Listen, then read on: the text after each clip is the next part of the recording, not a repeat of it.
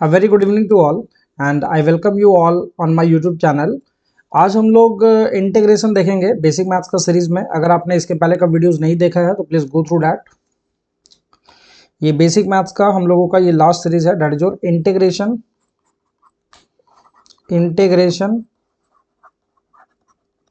And its application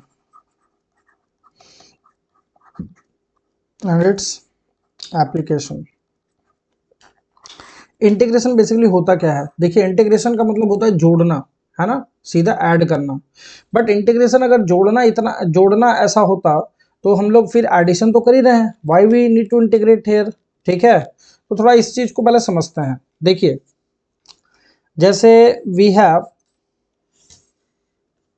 a function, मान लीजिए ये y है, ये x है, और एक लाइन हमने ऐसे बना दिया। ठीक है, अगर किसी ने मेरे से बोला कि आप इस ओरिजिन से इस पॉइंट तक मुझे बताइए क्या है इसका एरिया अंडर दिस कर्व क्या है, तो आप बहुत इजीली देखोगे कि ये क्या है, इट इज अ ट्रायंगल। और ट्रायंगल का एरिया हम निकाल सकते हैं कैसे, 1/2, इसका बेस हो गया x1, और जो इसका यहाँ पर ये हाइट होगा, ये हाइट हम ले लेंगे। हमको वैल्यू क्या मिल जाएगा? हमको वैल्यू मिल जाएगा, इस एरिया का वैल्यू मिल जाएगा। सिंपल सी बात है। मान लीजिए अगर हम इसको बोल देते हैं 0,b, तो यहाँ पर आप b कर देंगे, एरिया आ गया। लेकिन अगर इसी चीज को हम ऐसा कर दें तब तो दिक्कत हो गया। अब अगर मुझे यहां से ये फाइंड करना है तो अब now this is a curve, ये क्या है, ये कर्व हो गया। तो अब हम इसमें वैसा नहीं कर सकते जो हम लोग पहले इस केस में कर रहे थे, क्योंकि यहाँ पर एरिया हमको निकालना आसान था, because this is the standard area जो हम लोग पढ़ते हैं। तो इस तरह का केस में हम लोग को क्या करना पड़ेगा, हम लोग को इसको कन्वर्ट करना पड़ेगा छोटा छोटा रेक्टेंगल में। लेकिन देखिए, आप ये रेक्टेंगल नहीं है, अभी जस्ट हमने इसको छोटा छोटा क्या किया है, रेक्टेंगल में डिवाइड किया है। इसमें एक चीज और समझना है, जितना ज्यादा आप ये रेक्टेंगल बनाएंगे उतना ज्यादा अच्छा एरिया हम यहाँ पे निकाल सकते हैं। सिंपल बात है, उतना अच्छा हम एरिया यहाँ से निकाल सकते हैं। ठीक है,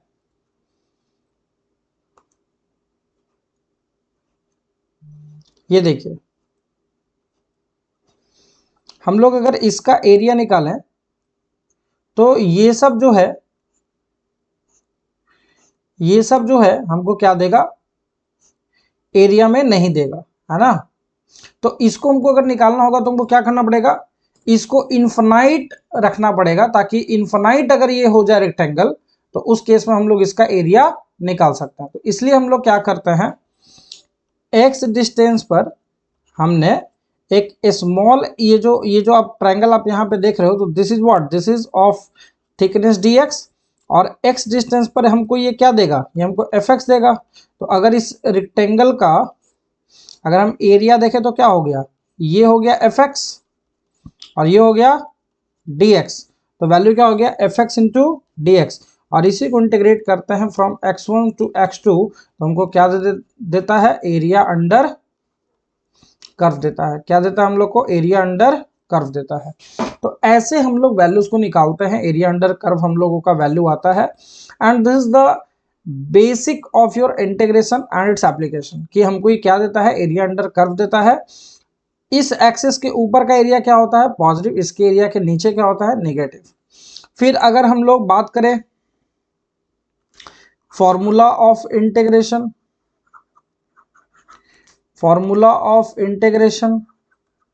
तो क्या क्या है फॉर्मूला ऑफ इंटीग्रेशन में, जैसे इंटीग्रेशन x की पावर n dx, ये आपको पता है पहले से, x की power n+1 by n+1 plus सी। अभी हम लोग जानते हैं दिस इज इनडिफिनिट इंटीग्रेशन। ये क्या होता है, अगर इंटीग्रेशन के ऊपर कोई लिमिट नहीं है तो that is your indefinite integration. अगर लिमिट होता है तो इसका मतलब वो क्या हो गया, डिफिनिट इंटीग्रेशन हो गया।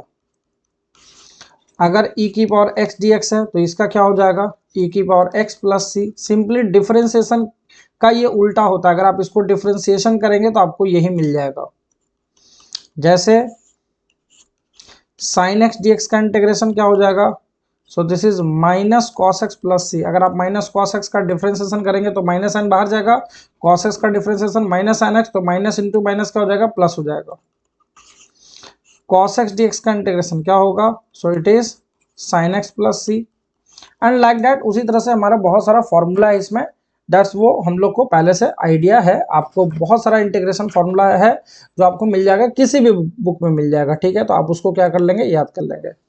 अब देखिए, अगर यहाँ पे हम लोग को फाइंड करना है, मान लीजिए x square plus 3x dx का इंटीग्रेशन करना है, तो कैसे करेंगे ये हम लोग सीखते हैं।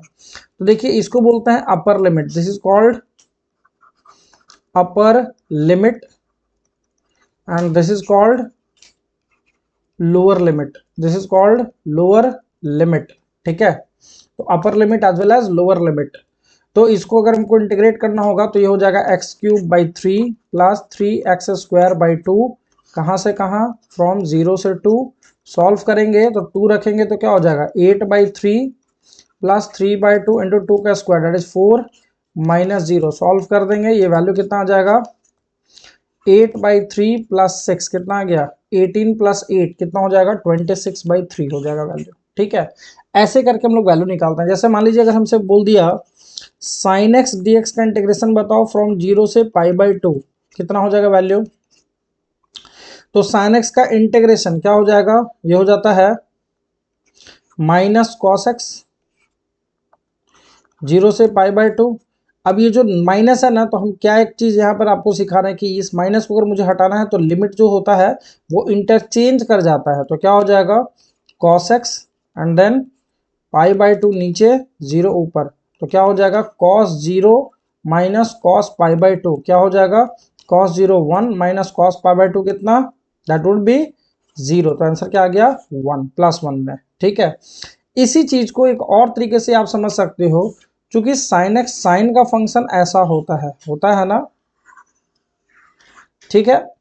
तो this is 0, this is π/2, this is pi, this is 3π/2, this is 2π। तो 0 से π/2 में अगर ये y is equal to sine x है, तो 0 से π/2 का मतलब इसका एरिया कितना हो रहा है +1। तो अब देखिए जितना ये है उतना ही ये है, तो इसका भी एरिया कितना होना चाहिए +1। मतलब 0 से पाई का अगर हमको पूछ रहा है sin x dx का इंटीग्रेशन अगर आप निकालेंगे फ्रॉम 0 टू पाई, तो ये वैल्यू आ जाएगा +2। इसका मतलब ये इस एक्सिस के ऊपर है तो +2, नीचे होगा तो क्या होगा -2 हो जाएगा अगर पाई से 2π देखेंगे तो अब ये बहुत सिंपल हो गया। अगर मान लीजिए आपसे किसी ने बोला π/2 से बताओ 3π/2 का वैल्यू क्या होगा sin x dx का इंटीग्रेशन, तो आप जरा देखो π/2 यहाँ पर है, 3π/2 यहाँ पर है, तो ये वाला एरिया और ये वाला एरिया, तो आपको क्या समझ में आ रहा है, ऊपर का एरिया पॉजिटिव नीचे का एरिया नेगेटिव, तो इसका नेट रिजल्ट क्या हो जाएगा 0। देखो यहाँ पे कोई इंटीग्रेशन हमको नहीं करना पड़ा, सीधा सीधा हम लोग एरिया से बता दिए कि हमारा ये वैल्यू होता है, ठीक है। तो इस चीज को थोड़ा सा ध्यान में रखेंगे। एक और फॉर्मेट है जो हमारा यूज होता है इंटीग्रेशन में, जैसे मान लीजिए x dx by x square plus 2 है, सपोज करो ऐसा है हमारे पास, है ना। तो अब इस तरह का फॉर्मेट अगर हमको सॉल्व करना है तो आपको दिख रहा होगा कि ऐसा इंटीग्रेशन सॉल्व करने के लिए हमारे पास डायरेक्ट कोई फॉर्मूला नहीं है। तो हम क्या करते हैं, इसमें t रख लेते हैं एक्स स्क्वायर प्लस 2 को। तो देखिए क्या हो जाता है dt/dx क्या हो जाएगा, ये हो जाएगा 2x हो जाएगा, ठीक है। तो यहाँ पर अगर हम इसको t रख रहे हैं तो यहाँ पे dx नहीं होना चाहिए, क्या होना चाहिए dt होना चाहिए। तो क्या करना पड़ेगा, तो अब देखिए dt की वैल्यू क्या आ रहा है dt/2 अगर निकालेंगे तो आ जाएगा x इंटू dx। अब ये मजे की बात है कि हमने इसको t रखा तो x dx की वैल्यू क्या हो गया dt/2, तो यही इंटीग्रेशन हमारा क्या बन जाएगा, ये बन जाएगा dt/2 और ये t, तो 1/2 बाहर चला गया and then ln mod t plus c। अब ये कहाँ से लिखे हैं ln mod t, क्योंकि dx/x का इंटीग्रेशन होता है ln mod x, ध्यान रखना पड़ेगा। तो ये हमारा वैल्यू हो गया, तो 1/2 ln एंड mod t की जगह पर क्या x square plus 2 plus c। ऐसे हम लोग वैल्यू निकालते हैं इस तरह का क्वेश्चन जो है एक हमारा यूज भी होता है फिजिक्स में। अगर जो लोग बच्चे पढ़े हुए हैं उन लोगों के लिए आप जानते होंगे इंटीग्रेशन में हमारा जैसे कोई वैल्यू आता है इलेक्ट्रिक फील्ड का, क्या आता है KQX upon r square plus x square का पावर 3/2, याद है इस तरह का इंटीग्रेशन इलेक्ट्रिक फील्ड की वैल्यू आती है ना। तो ये जो इंटीग्रेशन हम लोग करते हैं वो भी इंटीग्रेशन वहां पर भी हम लोगों को इस तरह का चीज का यूज करना पड़ता है, ठीक है। ये एक चीज है।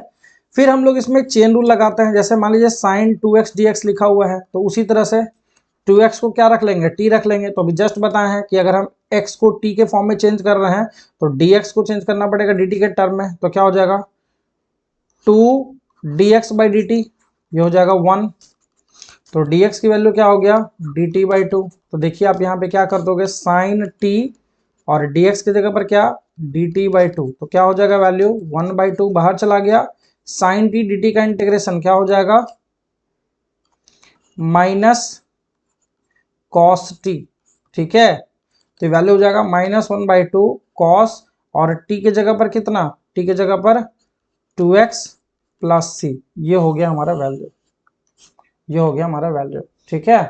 तो ऐसे हम लोग चेन रूल में यूज करते हैं, निकालते हैं, जिसका हम लोगों को डायरेक्ट फॉर्मूला नहीं पता है। देखिए हम लोग कुछ क्वेश्चन देख लेते हैं, इसमें कुछ क्वेश्चन देख लेते हैं। जैसे मान लीजिए ये क्वेश्चन है sine theta cos theta D theta का इंटीग्रेशन। तो क्या करेंगे, ये तो हमारा एग्जैक्ट फॉर्मेट है नहीं, तो 2 ऊपर में मल्टीप्लाई कर दो, 2 नीचे डिवाइड कर दो। क्या बन गया ये बन गया साइन 2 थीटा बाई 2 का इंटीग्रेशन डी थीटा। तो क्या करेंगे 1/2 बाहर चला गया। साइन 2 थीटा है तो होता क्या है, जो यहाँ पे कोफिशिएंट होता है वो डिवाइड में आ जाता है। तो ये 1/2 एंड साइन 2 थीटा का क्या हो जाएगा माइनस कॉस 2 थीटा प्लस सी। तो हमारा आंसर क्या हो गया ऑप्शन नंबर 2। नेक्स्ट देखिए इसका इंटीग्रेशन पूछा है, बहुत आसान है। x³/3 कहाँ से कहाँ 1 से 3 सॉल्व कर दीजिए। 3 पहले पुट करिए तो 3 का क्यूब बाई 3 माइनस 1/3 कितना आ जाएगा आंसर, 3 से कैंसिल करेगा तो 9 माइनस 1/3 आंसर कितना आ गया 27 minus 1 that is 26/3। Area bounded by curve y equal to sin x when 0 to π/2 बताए हैं 1 होता है। sin x dx का इंटीग्रेशन फ्रॉम π/6 टू π/2, ये अच्छा क्वेश्चन है। तो sin x का इंटीग्रेशन क्या होगा माइनस cos x हो जाएगा, कहाँ से कहाँ फ्रॉम π/6 टू π/2। क्या सिखाए थे, माइनस साइन को हटाएंगे, लिमिट क्या हो जाएगा इंटरचेंज कर जाएगा। तो क्या होगा cos x एंड देन π/2 नीचे π/6 ऊपर, तो cos π/6 माइनस कॉस π/2। अब cos π/6 मतलब cos 30 that is √3/2 minus 0, answer क्या हो गया √3/2, ठीक है। नेक्स्ट अब इसका इंटीग्रेशन बताइए। तो अभी जस्ट बताए थे 3 माइनस 2x का होल स्क्वायर है, तो t को रख लेंगे क्या 3 माइनस 2x, तो dt/dx क्या हो जाएगा, ये हो जाएगा -2 हो जाएगा ना। तो dx की वैल्यू क्या हो जाएगा माइनस dt/2, तो ये वैल्यू क्या हो जाएगा 0 to 1 and then minus dt/2 और नीचे में हो गया t का स्क्वायर, ऐसा हो जाएगा। तो एक काम करते हैं -1/2 को बाहर निकाल दीजिए, और यहाँ पर क्या बचा, यहाँ पर बचा इंटीग्रेशन t⁻⁻2 dt का इंटीग्रेशन फ्रॉम 0 to 1। -1/2 को ऐसे ही रहने दीजिए, और ये जो t⁻⁻1/2 है क्या हो जाएगा t⁻⁻1 डिवाइडेड बाई -1, कहाँ से कहाँ फ्रॉम 0 to 1। देखो ये माइनस माइनस हट गया, क्या बचा 1/2 1/t फ्रॉम 0 to 1। सॉल्व करेंगे 1/2 into 1 minus 1/0 that is your infinity हो जाएगा, ये है ना 1/0 हो जाएगा ना 1/1। यहाँ पर कितना वैल्यू हो रहा है, अच्छा ये 1/t है ना, दिस इज 1/t। इसको एक काम करना पड़ेगा, इसको x के फॉर्म में रखना पड़ेगा आपको, है ना। तो x के फॉर्म में क्या हो जाएगा 1/2 एंड 1/t के जगह पर यहाँ पे क्या है 1/3 माइनस 2x है, और वो रखना पड़ेगा फ्रॉम 0 to 1। तो अगर वैल्यू में इसको रखेंगे तो कितना आ जाएगा ये वैल्यू, चलो इसको नेक्स्ट पेज पे देख लेते हैं। 1/2 1/3 minus 2x 0 to 1 1/2 1/3 minus 2 that is your 1 minus 1/3 क्या हो जाएगा 1/2 इंटू ये कितना आ गया 2/3, 2 कैंसिल हो गया, आंसर क्या आ गया 1/3। बट 1/3 तो ऑप्शन में नहीं दे रहा है, एक बार फिर से मैं रीचेक कर लेता हूँ, अगर नहीं होगा तो फिर नॉन ऑफ दीज आंसर होगा। -1/2 बाहर, और t⁻⁻2 dt का इंटीग्रेशन t⁻⁻1 बटा -1 माइनस माइनस कट गया 1/2 t हो गया, और 1/t का मतलब 1/3 माइनस 2x हो गया फ्रॉम 0 to 1। 1 पुट करेंगे तो 1/3 माइनस 2 दैट इज योर 1, और 0 पुट करेंगे तो ये हो गया 0, ये हो गया 1/3। तो 3 रखेंगे तो 3 - 1 दैट इज 2/3। इसका आंसर हो गया none of these, none of these. Next आइए, इसका इंटीग्रेशन हो जाएगा ln mod 2x + 3 from 3 to 5। Put करिए ln 13 माइनस ln 9, आंसर हो गया ln 13/9।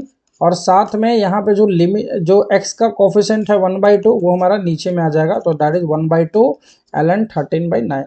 ठीक है, सो this is all about your integration. ये एक शॉर्ट आपका इंटीग्रेशन था, और नेक्स्ट लेक्चर में फिर हम लोग मिलेंगे नया टॉपिक में। ठीक है, this is all about your basic math series. और बेसिक मैथ जो है हमने हर एक तरह का चीज़ यहाँ पे लिया है और बहुत ही शॉर्ट में कवर अप किया है, ताकि आपका टाइम भी वेस्टिंग ना हो और आप बहुत अच्छे ढंग से चीज़ों को सीख पाए। Thank you.